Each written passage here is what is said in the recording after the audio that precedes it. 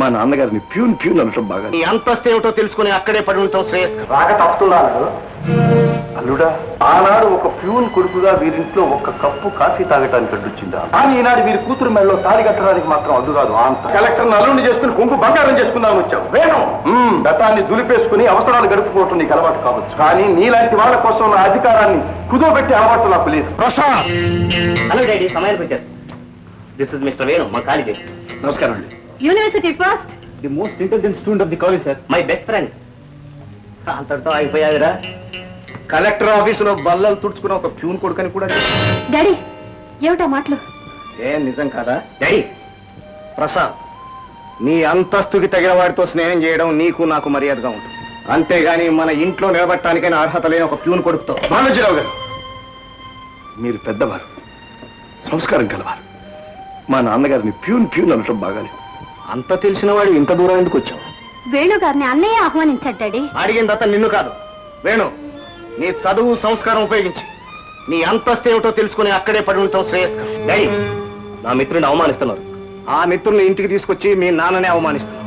కానీ మీ కారణాలు ఏమి నేను వినదలుచుకోలేదు. అతను ఇక్కడ ఒక క్షణం కూడా ఉండటానికి వీల్లేదు. బాలాజీరావు గారు, Shut up! Shut up from here!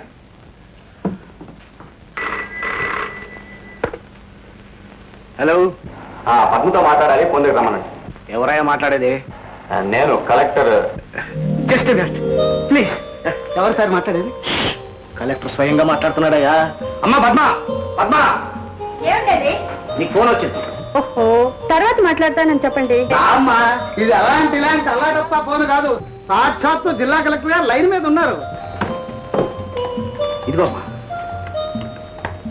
Hello, collector గారా? కలెక్టర్ గారు కాదు, నేను మాట్లాడు. వెళ్ళకూడవా?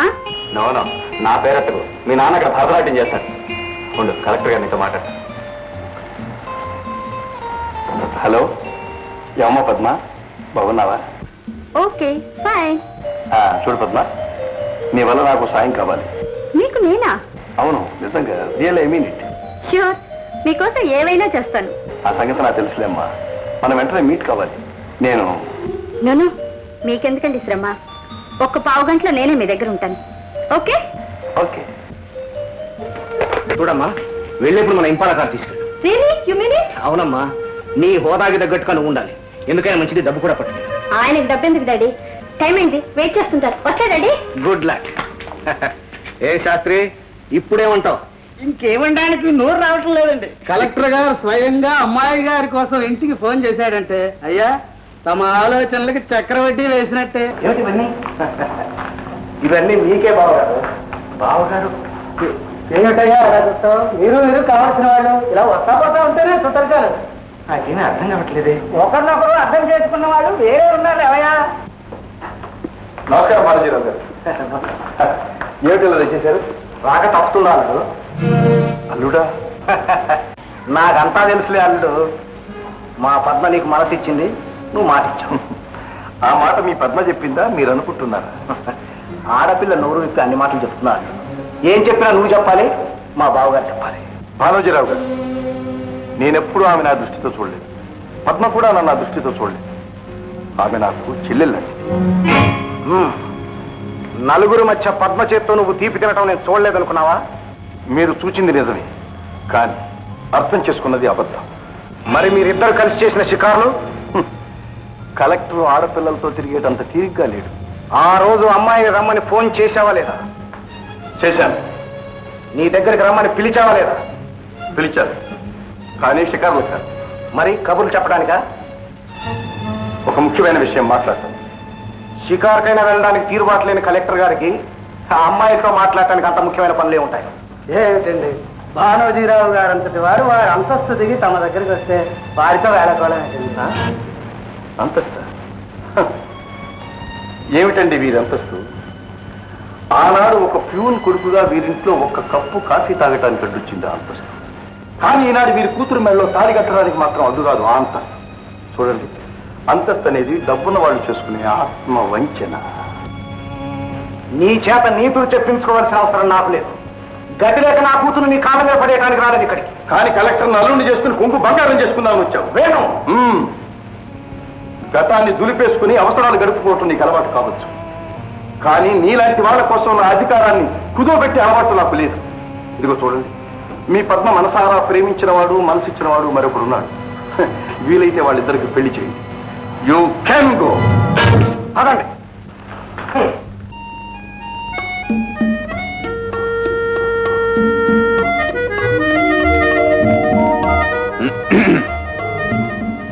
హలో మధు, ఏమిట్రా అలా వచ్చావు? రారా. ఏమిట్రా అలా నిలబడ్డావు? ఇంటర్వ్యూ వచ్చిన కొరలా కూర్చో. ప్రసాద్, నీతో ఒక ముఖ్యమైన విషయం మాట్లాడాలని వచ్చాను. గో హెడ్, చెప్పు. అదే మన పద్మ విషయం. నీకు అభ్యంతరం లేకపోతే నేను పద్మ పెళ్లి చేసుకోవాలనుకుంటున్నాను. How dare you say that to me? స్నేహితులు కదా సర్వీస్తే ఎంత తగ్గిస్తావా? ప్రసాద్, ఆఫీసులో గుమస్తగాడి నా చెల్లిని పెళ్లి చేసుకుంటావా? నీ అంతస్తు ఎక్కడా, నా అంతస్తు ఎక్కడా? ప్రసాద్, నువ్వేనా ఇలా మాట్లాడుతుంది? నేనే స్నేహితులు కదా అని మాటలతో వదిలిపెడుతున్నా. లేకపోతే ఏం చేస్తావు? ప్రాణాలు తీస్తావా? మధు, తోడబుట్టిన చెల్లెలు మంచి చెడ్డలు తెచ్చుకోలే నీ చదువు సంస్కారం ఎందుకురా? అది అడగడానికి నువ్వెవడరా? పద్మను మనసారా ప్రేమించిన వాణ్ణి. నాకు స్నేహితుడివి, పద్మకి అన్నయ్య కదా నీతో చెప్పడానికి వచ్చాను. మా పెళ్లికి మర్యాదగా ఒప్పుకున్నావా? సరే సరే, లేకపోతే గుళ్ళో పెళ్లి చేసుకుంటాను. ఎవడు అడ్డం వస్తాడో చూస్తాను. ఇప్పుడురా మగాడు అనిపించుకున్నావు. I'm very happy my dear friend. Prasad, Padma, అమ్మా, నాకు చాలా ఆనందంగా ఉందమ్మా. అమ్మ లేక, ఆదరించేవాడు లేక, మన పుట్టింట్లోనే మన కొత్త వాళ్ళుగా పెరిగాం. కనీసం నా ఇంట్లో నీ పెళ్ళైనా చేసి పసుపు కుంకాలతో సాగనంపుతానమ్మా. సాగనంపడానికి పెళ్లి చేయడానికి నువ్వెవడిరా? మేం పెంచుకున్న సంస్కారంతో మా దారుల్ని మమ్మల్ని వెతుక్కొని చెల్లాయి చేసిన తప్పేమీ లేదు. తను మనసిచ్చిన వాడితో పెళ్లి చేసుకుంటుంది, మీ పెద్దరికం నిలబెడుతుంది. వచ్చి కనీసం అక్షంతలు వేయండి. నా ప్రమేయం లేకుండా పెళ్లి చేసి అంతటి పెద్దవాడి అయ్యావన్నమాట. నువ్వు కాదురా, నీ వెనుక దాని వెనుక ఉండి ఎవడు ఈ పనులు చేయిస్తున్నాడో, ఎవడు ఈ పలుకులు పలికిస్తున్నాడో నాకు బాగా తెలుసు. నాకు ఎదురు తిరిగితే వాడెంతో మీ ఎంతో తెలుస్తాను. అంటే ఎవరి మీదో కోపంతో పద్మ గొంతుకు వస్తావా? అదే నయం. పద్మ, ఇంటికి పద. నేను రాను. పద్మ, నేను మధునే పెళ్లి చేసుకుంటాను. పెళ్లి చేసుకున్నాకనే ఆ ఇంట్లో కాలు పెడతాను. అన్న, నన్ను ఎదిరించిన వాళ్ళను సర్వనాశనం చేస్తా. Be careful. అన్నయ్య!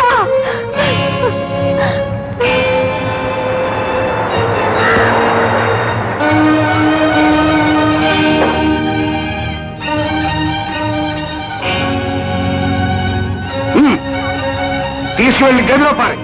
బయటికి రావడానికి ప్రయత్నిస్తే కాళ్ళు విరగొట్టు. పుణ్యాలు. ఇదంతా కలెక్టర్ గారి పన్నారు. వాడి అంతం చూసేంత వరకు నిద్రపోకూడదు. ఏదో ఒకటి చేయాలి. కుక్క కాటికి చెప్పు దెబ్బ.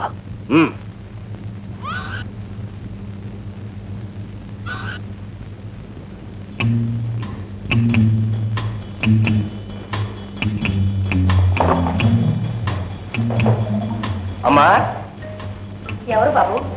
కలెక్టర్ గారు ఈ ఫైల్స్ తమ తీసి జాగ్రత్తగా పెట్టమన్నారమ్మా. అలాగే బాబు.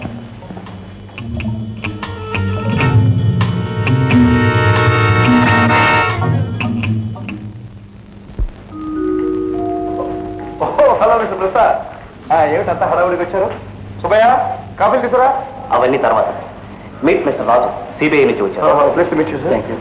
దొంగ బంగారానికి సంబంధించిన ఆచూకీ దొరికిందట.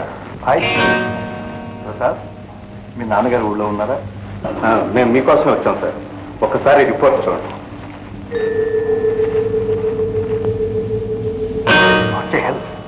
నా ఇంట్లో దొంగ బంగారమా? What all sense. All right, go ahead. మీరు ఇంటిని తనిఖీ చేసుకోవచ్చు. Thank you.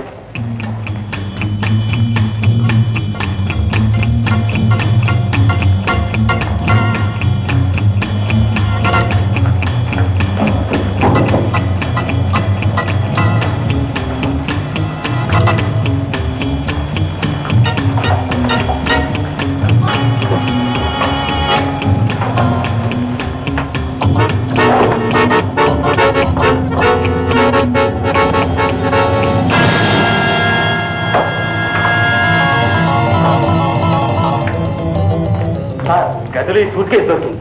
ఇందులో గోల్డ్ బిస్కెట్ ఉంది. ఏం సార్, మీరు చెప్పేది ఏమైనా ఉందా? లేదు. మీ పని మీరు కానివ్వండి. I'm sorry. ఈ నేరం రుజువు అయితే మిమ్మల్ని అరెస్ట్ చేయాల్సి వస్తుంది. దీని మీద సంతకం చేయండి. ఆగండి. ఆ బంగారం నాది, నేను సంపాదించుకున్నా. బాబు నీకు తెలియదు, నువ్వు నీతిగా బ్రతికినన్నాళ్ళు కడుపు నిండలేదు, నాకు కష్టాలే మిగిలాయి. అందుకని ఇవాళ నా కొడుకు అధికారాన్ని అడ్డం పెట్టుకుని అక్రమంగా సంపాదించాలనుకున్నాను, సంపాదించాను. ఆ నేరం చేసింది నేను, అందుకని ఆ చర్యలు నామే తీసుకోండి. అది మీకు ఎవరిచ్చారు? చెప్పను, అది అవినీతిలో నీతి బాబు. చెప్పనని ఇచ్చిన వారికి మాట ఇచ్చాను, కానీ నేరం చేశానని ఒప్పుకుంటున్నాను. ఏం సార్, మీరు చెప్పాల్సింది ఏమైనా ఉందా? లేదు. వారు చెప్పింది మీరు విన్నారుగా. వారిని అరెస్ట్ చేస్తున్నాం, మీరు ఇలా రండి. ఏమిటి బాబు, ఏమిటిది? వీళ్ళంతా ఎవరు? ఆంటీ, అంకుల్ దొంగ బంగారాన్ని ఎవరి దగ్గర తీసుకున్నారని అరెస్ట్ చేశారు.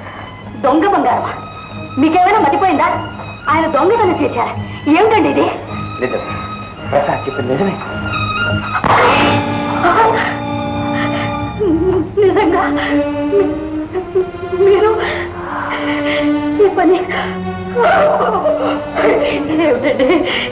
ఎన్నాళ్ళు కడుపు కట్టుకుని నీటిగా బ్రతికావే, ఇప్పుడు ఎందుకంటే ఈ నీచానికి ఒడిగట్టారు?